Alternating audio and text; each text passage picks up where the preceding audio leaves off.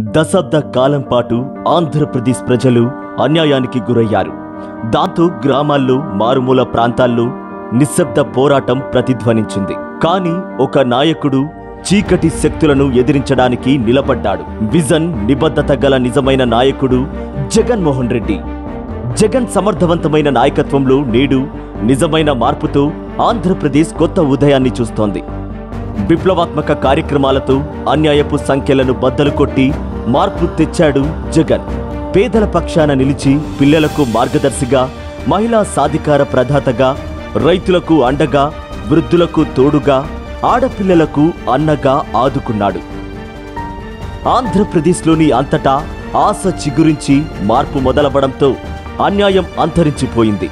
యుద్ధంలో గెలిచిన మన ప్రయాణం కొనసాగుతుంది. అందరం కలిసి అన్యాయానికి చోటులేని భవిష్యత్తును నిర్మించుకుందాం.